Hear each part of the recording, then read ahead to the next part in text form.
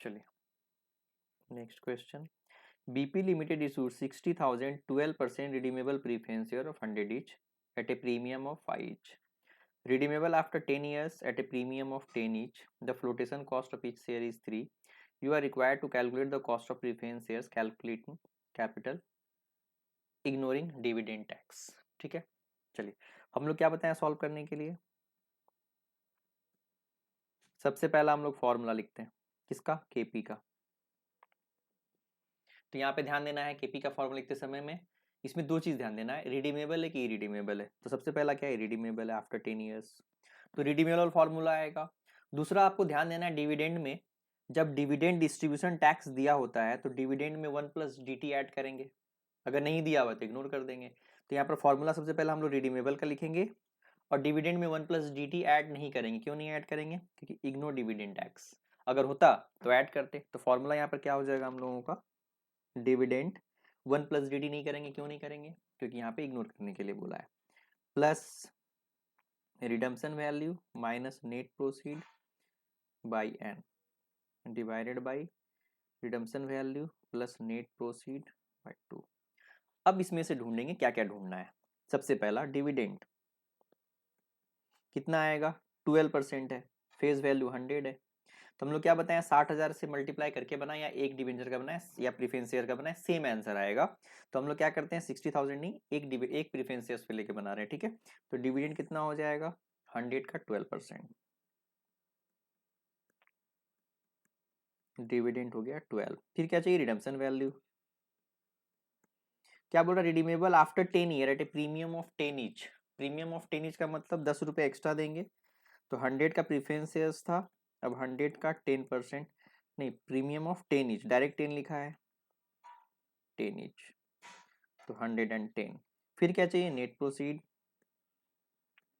Net proceed मतलब पैसा कितना आया था जब इशू किए थे, तो 100 का था, हमने प्रीमियम पे 5 रुपया प्रीमियम पे इशू किया था, तो 105 पे क्या फ्लोटेशन कॉस्ट भी था, हाँ था 3 रुपया।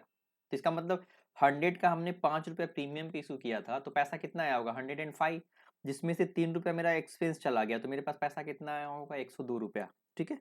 तो नेट प्रोसीड क्या हो जाएगा यहाँ पे मेरा, 100 प्लस 5 माइनस 3, 105 माइनस 3, 102, 102 रुपया नेट प्रोसीड मेरा यहाँ पे 102 रुपया, कोई प्रॉब्लम नहीं यहाँ पे।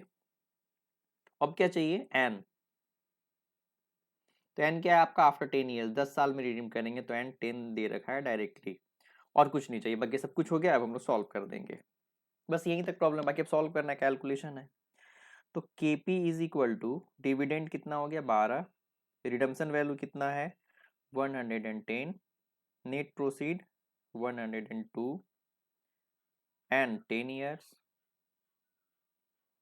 110 प्लस 102 डिवाइडेड बाई 2, तो ये हो गया 12 plus 102, 110 minus 2, 8 divided by 10 divided by 212 divided by 2 is equal to 12 plus 0.8 divided by 106 is equal to 12.80 divided by 106, 12.80 divided by 106.12075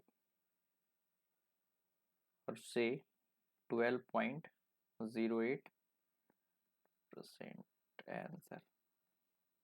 clear है सब कुछ, मतलब प्रीफरेंस शेयर्स का क्वेश्चन दे रखा है इसमें, और दूसरा ध्यान रखना है रिडीमेबल का है, तो रिडीमेबल का फॉर्मूला लगाएंगे। दूसरा डिविडेंड टैक्स इग्नोर करने के लिए बोला है, तो 1+DT नहीं करेंगे। सिंपल फार्मूला जो हमने एक्सप्लेन किया है फॉर्मूला में, वही फार्मूला यूज करके हमने सॉल्व कर दिया।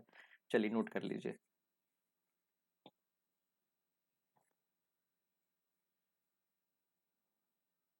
चलिए नोट कीजिए।